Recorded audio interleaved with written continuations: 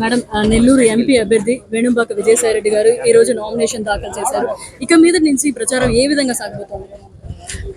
ఇన్ని రోజులు జరిగిన ప్రచారం కూడా అడుగడుగున విజయసాయిరెడ్డి గారికి కానివ్వండి, నెల్లూరు సిటీలో ఖలీల్ భాయ్ గారికి కానివ్వండి, ప్రజలు నీరాజనాలు పట్టారు. అఖండ మెజారిటీతో ప్రజలందరూ కూడా గెలిపించుకునే ఉద్దేశంతో ఎప్పుడెప్పుడు ఎన్నికలు వస్తాయని చెప్పి ఎదురు చూస్తున్నారు. ఎందుకనంటే ముఖ్యంగా జగన్మోహన్ రెడ్డి గారు చేసినటువంటి సంక్షేమమే ప్రజల యొక్క ఆశీస్సులుగా మాకు మారతాయని చెప్పి మేమందరం కూడా భావిస్తూ ఉన్నాం. అదేవిధంగా ప్రజలు కూడా ఎదురు చూస్తూ ఉన్నారు, మరొక్కసారి జగన్మోహన్ రెడ్డి గారిని అధికారంలోకి తెచ్చుకోవాలి అని. మేడం, ఎట్టి పరిస్థితుల్లో ఈసారి కూటమే గెలుస్తుంది, వైఎస్ఆర్సీపీ పార్టీ గెలిచే అవకాశమే లేదు, అన్ని మావే, మా స్థానాలన్నీ మావే అని మాట్లాడుతున్న వాళ్ళకి మీరు ఏం సమాధానం చెప్తారు? గతంలో వాళ్ళు అధికారంలో ఉన్నప్పుడు ఎంతవరకు ప్రజాక్షేమం కోరి ప్రజలకి సంక్షేమాన్ని ఇచ్చారో ఒక్కసారి ఇప్పుడు మా ప్రభుత్వం ఇస్తున్నటువంటి సంక్షేమాన్ని ప్రజలందరూ కూడా బేరీజు వేసుకున్నారు.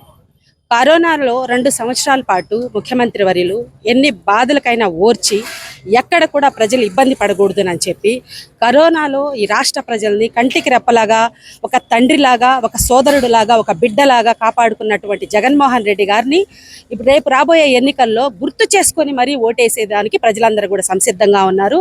ఈ చంద్రబాబు నాయుడుకు కరోనా టైంలో ఎక్కడ దాక్కున్నాడో ఈ రాష్ట్ర ప్రజలకి కనిపించలేదు. ఎలా కూటమి అసలు వాళ్ళు ఎలా మాట్లాడతారు, మేము రాబోయే ఎన్నికల్లో మేము గెలుస్తామని మాట్లాడే అసలు ఆ విజ్ఞత కూడా వాళ్ళకి లేదు.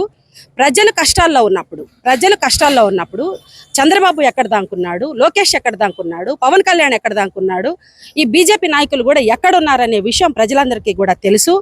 కరోనా టైంలో ఎలాంటి బాధలు ఈ భారతదేశం మొత్తంలో కూడా అనేక రాష్ట్రాలు ఉంటే ఒక ఆంధ్రప్రదేశ్లోనే అన్ని రాష్ట్రాలు కూడా ఈ ఆంధ్రప్రదేశ్ని, జగన్మోహన్ రెడ్డి గారిని మెచ్చుకున్న సందర్భం మీడియా మిత్రులుగా మీకు తెలుసు, ఈ రాష్ట్ర ప్రజలకు కూడా తెలుసు. కాబట్టి మేము ఖచ్చితంగా మరొకసారి అధికారంలోకి వస్తామని, 2 సంవత్సరాలు కరోనాలో పోయినా కూడా ఈ 3 సంవత్సరాలు ఎలాంటి అభివృద్ధిని ఎక్కడ కూడా, మొత్తం 5 సంవత్సరాలు కూడా ఎక్కడ కూడా ఏ లోటు లేకుండా ఈ రాష్ట్ర ప్రజలకు అందించినటువంటి ఘనత జగన్మోహన్ రెడ్డి గారిది.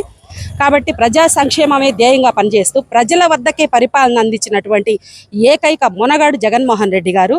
ప్రతి పేదవాడికి కూడా రేషన్ కార్డు కావాలన్నా, పెన్షన్ కావాలన్నా, ఏది కావాలన్నా కూడా వాళ్ళకి వాలంటీర్ల ద్వారా, సచివాలయ వ్యవస్థ ద్వారా ప్రజల వద్దకే పరిపాలన అందించినటువంటి నాయకుడిని ప్రజలందరూ కూడా మెచ్చుకుంటూ ఉన్నారు. రాబోయే రోజుల్లో ఘన విజయం జగన్మోహన్ రెడ్డి గారికి అందించబోతూ ఉన్నారు ఈ రాష్ట్ర ప్రజలు.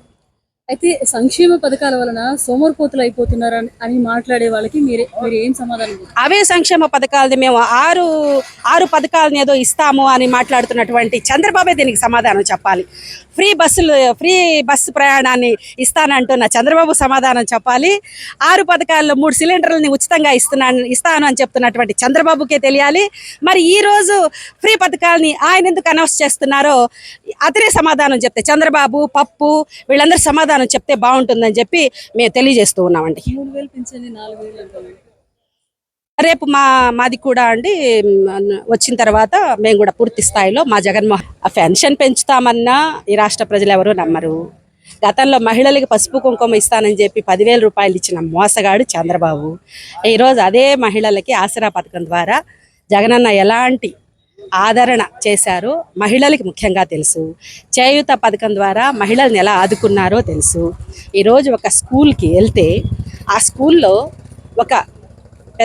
ఒక అమ్మాయి, ఒక 14 years 13 years అమ్మాయి ఏదైనా ఇబ్బంది అయిన రోజు బాత్రూమ్కి వెళ్తే ఆ బాత్రూంలో వాటర్ లేక, బాత్రూమ్కి తలుపులు లేక ఇంటికి పరిగెత్తుకుని వెళ్ళినటువంటి రోజులు మనమందరం కూడా మహిళలుగా మనకి తెలుసు.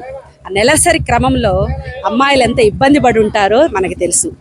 అలాంటిది 2 ఆడపిల్లల తండ్రిగా జగన్మోహన్ రెడ్డి గారు ఈరోజు ప్రతి స్కూల్లో కూడా బాత్రూమ్స్ కానివ్వండి, అక్కడ వాటర్ కానివ్వండి, అన్నీ కూడా విద్యాపరంగా కానివ్వండి, వాళ్ళకి పెట్టే భోజనం దగ్గర నుంచి కానివ్వండి, జగన్మోహన్ రెడ్డి గారు ఇస్తున్నటువంటి ప్రతి పనిని కూడా ఈ రాష్ట్రంలో మహిళలందరూ కూడా మెచ్చుకుంటూ ఉన్నారు. దీంట్లో ఎలాంటి డౌటు లేదు. తప్పకుండా 2024లో జగన్మోహన్ రెడ్డి గారు మరొకసారి ముఖ్యమంత్రి అవుతారు. మీ 13న ఎలక్షన్ సందర్భంగా ప్రజలకు ఏం సందేశం? తప్పకుండా మమ్మల్ని ఆదరిస్తారని చెప్పి ఈ నెల్లూరు జిల్లా నుంచి విజయసాయి రెడ్డి గారిని, సిటీ నుంచి ఖలీల్ భాయ్ గారిని, అలాగే 7 నియోజకవర్గాల్లోని అభ్యర్థులను అందరినీ కూడా అఖండ మెజారిటీతో గెలిపించమని ఒక మహిళగా నేను రిక్వెస్ట్ చేస్తూ ఉన్నాను ఈ జిల్లా ప్రజల్ని. ఈ జిల్లాలోని ప్రజలందరూ కూడా ఎంతో ఆనందంగా సంతోషంగా ఉన్నారు. మరొకసారి జగన్మోహన్ రెడ్డి గారికి పట్టం కడతారని చెప్పి, మంచి మెజారిటీ కూడా ఇస్తారని చెప్పి మేము కోరుకుంటూ ఉన్నామండి. Thanks for supporting. మరిన్ని అప్డేట్స్ కోసం మన HN9 టీవీ ఛానల్ని సబ్స్క్రైబ్ చేసుకోండి.